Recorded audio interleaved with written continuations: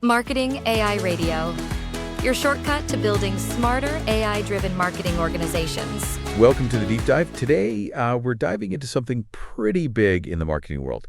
It's the EU AI Act. So we're going to unpack it together and try to figure out what it all means for you, especially because you're already using AI in your marketing. The EU AI Act is really a landmark piece of legislation. Yeah. It's the world's first comprehensive attempt to actually try and regulate artificial intelligence, and it's going to have an impact way beyond just Europe. Yeah, absolutely. I mean, it's a big deal, and it feels like, AI is everywhere in marketing these days. I mean, you see it in personalization and automation and, predictive analytics. But where does this EU AI Act actually, fit into all that? Well, the main goal is to make sure that AI is used responsibly and transparently. It's about creating a level playing field and, most importantly, protecting consumers. So the Act actually takes what they call a risk-based approach. That means it categorizes AI applications based on, how much potential for harm they have. And this is the kicker. It applies to any business that operates in or markets to the EU, regardless of where they're actually based. Wow, that's a huge reach. So even if you're a marketer, let's just say based in the U.S., but you're targeting customers in the EU, you still have to comply with this act. You got it. Wow. Yeah, the EU is very serious about safeguarding its consumers, no matter where the companies targeting them are located. And this is actually setting a precedent for AI regulation globally, which is why it's so significant. Okay, so I'm starting to see why this is such a game changer. Now, you mentioned this risk-based approach. Can you break down these different risk categories for us? Like, what do they actually mean for marketers on a practical level? Sure. So the Act outlines 4 main risk categories: unacceptable risk, high risk, limited risk, and low risk. All right, so like a spectrum of risk. Let's start with the most serious one, unacceptable risk. What kind of AI marketing practices are, totally off limits under this category? Well, these are practices that are just deemed inherently harmful or manipulative. Essentially, they cross an ethical line. So one example is using AI for subliminal influence. You can imagine AI subtly tweaking ads to take advantage of your emotions without you even realizing it. That's a hard no under the Act. Yeah, that does sound like something out of a sci-fi thriller, but I can see how that could be a real concern. So no more AI secretly messing with our minds through ads. Exactly. Another banned practice is the use of emotion recognition in advertising, at least within certain contexts. So analyzing facial expressions or tone of voice to tailor marketing messages might be acceptable in some cases, but it's strictly prohibited in work and education settings under the Act. So no more AI trying to, analyze my mood during a work meeting to target me with ads? Okay, I think I'm okay with that one. What about taking advantage of vulnerable consumers? I mean, where does the Act stand on that? The Act takes a very strong stance against any AI system that intentionally targets individuals based on things like their age or disabilities or economic status in a way that could be considered predatory or exploitative.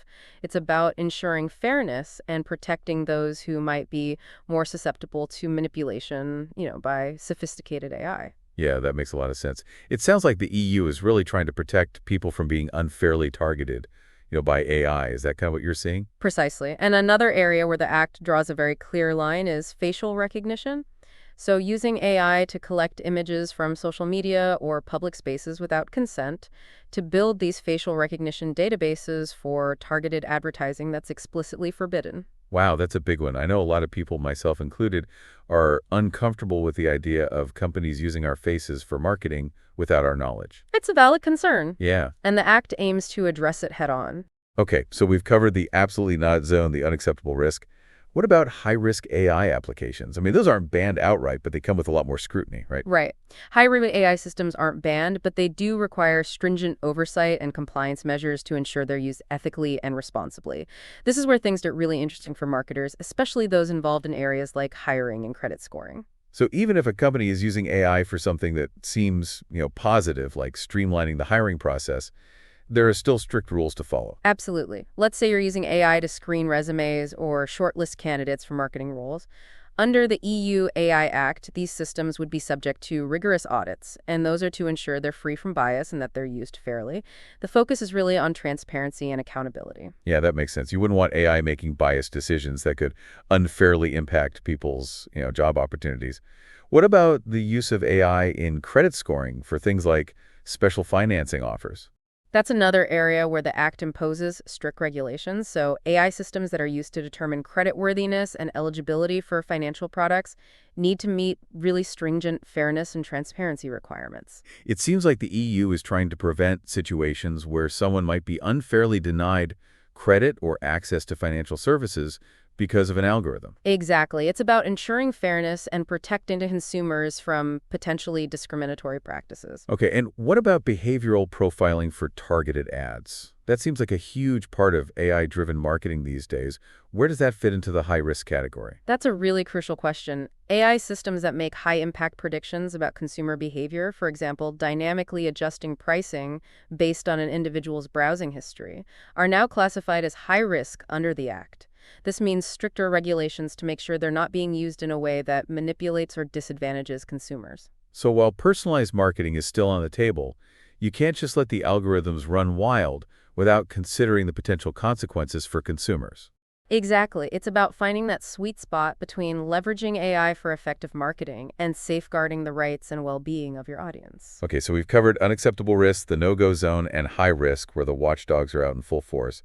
What about the less intense categories? Well, that brings us to limited risk, where the focus shifts from strict regulations to transparency. Transparency, that seems to be a recurring theme here. It's fundamental to the EU AI Act. In this category, it's about ensuring that consumers are aware when they're interacting with AI, and that those interactions are clearly labeled and explained. Can you give us some examples of limited risk AI in the marketing world and what kind of transparency is required? Think about things like chatbots and virtual assistants. Oh, yeah. Which are increasingly common in customer service and marketing. The Act doesn't prohibit their use, but it mandates that consumers have to be informed that they're interacting with an AI system. So no more chatbots pretending to be human. Transparency is key. It's about being upfront with your audience. And the same principle applies to AI-generated content, whether it's an image, video, or a piece of writing. If AI was used to create it, consumers need to know. That's interesting. So if I'm using AI to, help me write my marketing copy or create a snappy social media post, I need to disclose that. That's right. It's all about being open and honest with your audience about how AI is being used in your marketing efforts. Okay, I'm starting to see how this transparency focus plays out. So limited risk is about being upfront with consumers. What about low risk? Are there any restrictions there? Low-risk applications are considered to have negligible potential for harm, and they don't carry major compliance burdens under the Act.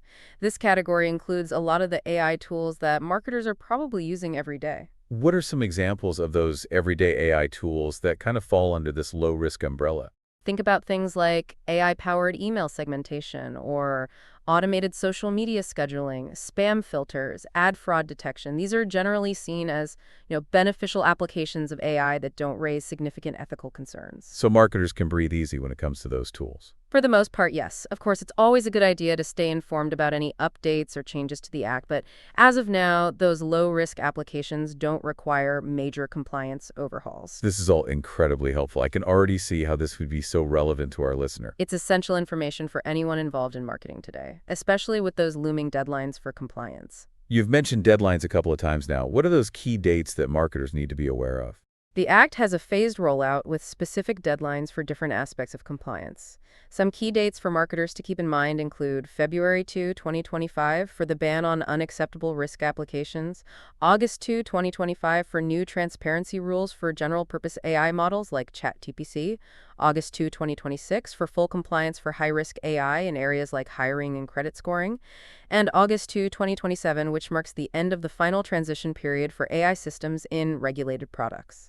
Okay, that's a lot of dates to keep track of. But it sounds like this act is not just a, one-time hurdle. It's an ongoing process of adaptation and compliance. That's right. The AI landscape is constantly evolving, and this act is just the beginning. We're likely to see more regulations emerge in other parts of the world, and the existing ones will continue to evolve as well. Okay, so it's not just about checking a box and calling it a day. It's about staying informed and being prepared to adapt. Absolutely, and I think that leads us nicely into our next discussion point. What can marketers actually do to make sure they're not just compliant, but also using AI in a way that benefits their business and builds trust with their audience? That's a great question, and I think our listeners are eager to hear the answer. Let's dive into those practical steps and strategies in part 2 of our deep dive.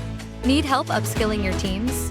Want AI integration support, including use cases, training, change management, and process optimization? Go to marketingfrontier.ai to discover how we can help. Welcome back to the deep dive. Before we jump into those practical steps, let's quickly recap what we've learned so far.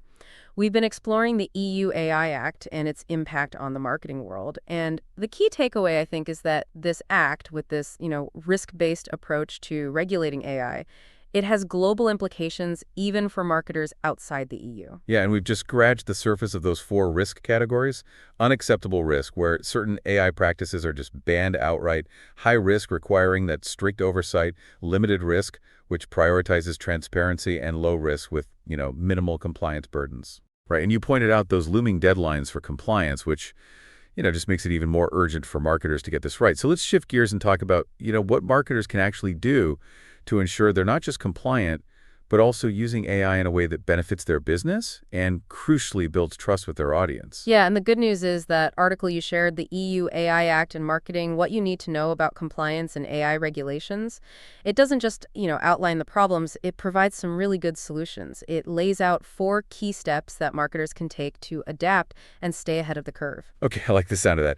Actionable advice is what we're all about here on the Deep Dive. So break it down for us. What's the first step on this, compliance journey? All right, so step 1 is to conduct a thorough audit of all of your AI marketing tools. Okay. This means you're going to take a comprehensive inventory of all the AI-powered tools that you're using in your marketing efforts and categorize them based on those risk levels that we talked about. So basically going through your marketing tech stack and figuring out which tools might raise red flags under the act and which ones are, good to go. Exactly. It's about asking those critical questions about each tool. Does this tool use AI to make automated decisions that directly impact consumers? Does it analyze personal data or predict behavior? Could it potentially, introduce bias into my marketing practices? Yeah, those are some tough questions, but I can see how they're essential to ask. I mean, it's better to face those issues head on now than to be caught off guard later, right? Absolutely. This is about taking proactive steps to understand how AI is being used within your marketing operations and what potential risks those tools might pose under the new regulations.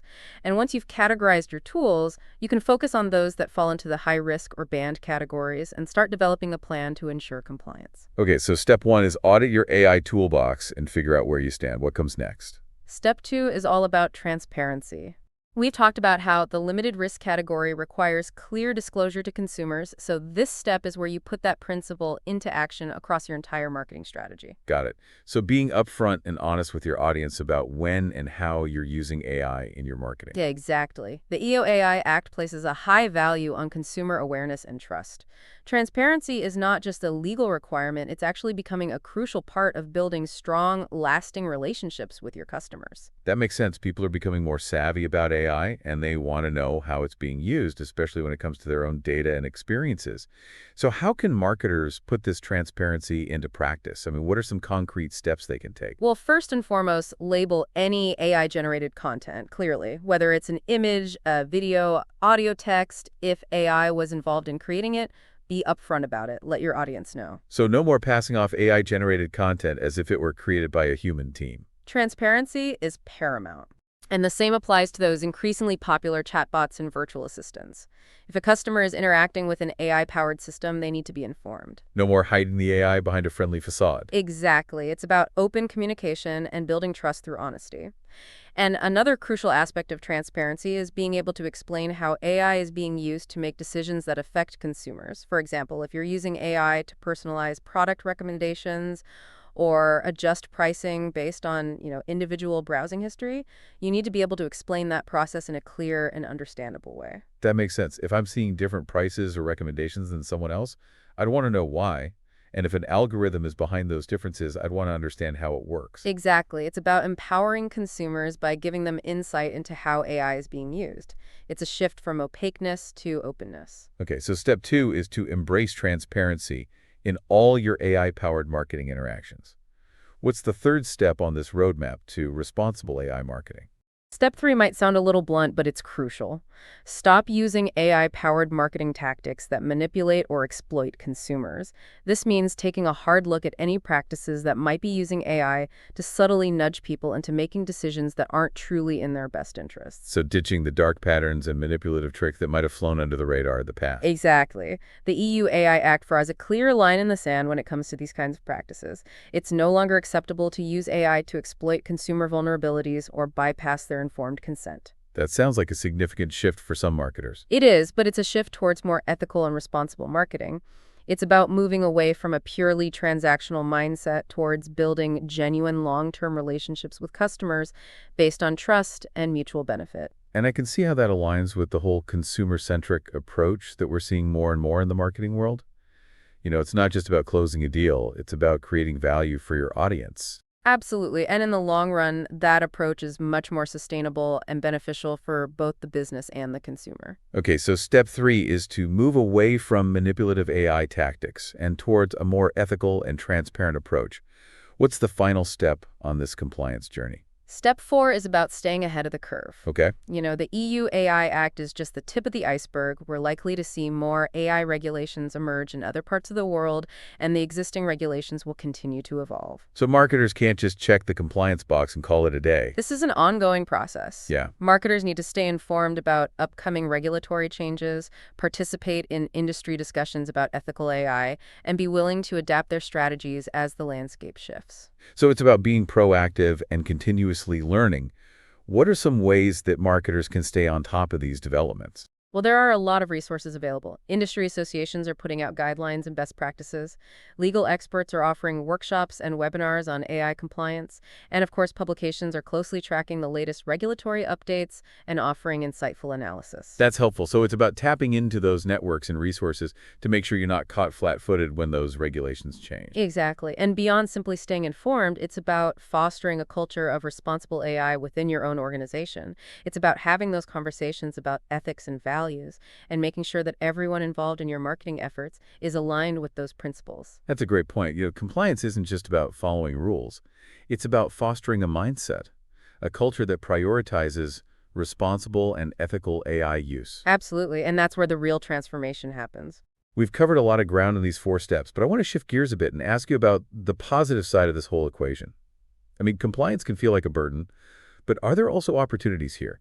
Can embracing ethical AI actually give marketers a competitive advantage? That's a great question, and I think the answer is a resounding yes. In a world where consumers are increasingly concerned about data privacy and the responsible use of AI, demonstrating a commitment to ethical practices can be a really powerful differentiator. So it's not just about avoiding penalties, it's about building a brand that people trust and feel good about supporting. Exactly. Ethical AI can be a brand builder. It can enhance your reputation, improve customer loyalty, and ultimately drive business growth. That makes sense. When people trust you, they're more likely to do business with you and recommend you to others. Absolutely. And I think there's another layer to this. Consumers aren't just passively waiting to be protected. They're actively seeking out brands that align with their values. They want to support businesses that are doing the right thing, that are using AI in a way that benefits society as a whole. So ethical AI is not just about mitigating risk, it's about tapping into a growing market of conscious consumers who care about these issues. Precisely. And I think that's where things get really exciting. We're at the cusp of a new era of marketing where ethics, transparency, and customer empowerment are not just buzzwords, but core principles driving innovation and growth. I love that framing. It's not just about compliance, it's about an evolution, a positive shift towards a more human-centered approach to marketing in the age of AI. And that evolution has profound implications for the role of the marketer. It's no longer just about creativity and data analysis. It's about becoming a steward of ethical AI practices. It sounds like marketers need to develop like a whole new set of skills and sensitivities to, kind of navigate this new world. What are some practical steps they can take that, kind of build that ethical muscle? Well, one really important step is to kind of foster this culture of open dialogue and critical thinking within their teams and organizations. Create spaces where people feel comfortable raising concerns, challenging assumptions about AI, encourage, diverse perspectives, invite input from people with different backgrounds and expertise. So it's not just about individual marketers becoming more ethically aware. It's about creating like a collective consciousness, a shared sense of responsibility within the marketing team and the organization as a whole. Exactly. And it's about looking beyond your own internal team. Engage with industry organizations and thought leaders who are working on responsible AI frameworks and best practices. Participate in conferences and workshops to stay informed about the latest developments and, share your own experiences and challenges. What would you say to our listener who's maybe feeling a little overwhelmed by this whole shift towards ethical AI marketing? Any words of wisdom to help them navigate this, kind of new terrain? First and foremost, I would say embrace the challenge. This is an incredible opportunity to really elevate the marketing profession and become a force for positive change in a world that's grappling with these profound implications of AI. It's not about fearing the regulations. It's about seeing them as a catalyst for growth, both personally and professionally. Exactly. And remember, you're not alone in this. There's a growing community of marketers, researchers, and policymakers who are all committed to responsible AI. Connect with them, share your experiences, and learn from each other. It's about collaboration, collective learning and pushing each other to be better, to do better. Yeah. And never stop questioning. Yeah. The world of AI is constantly evolving, so stay curious, stay informed, and stay engaged in the conversation. Those are some great words of advice. We hope you've gained valuable knowledge and a renewed sense of purpose as you navigate this exciting and evolving landscape. Thanks for listening to the show today. Be sure to subscribe so you never miss an episode. Visit us at marketingfrontier.ai for more resources, tools, and expert advice. And until next time, keep pushing the boundaries of what AI can do for you.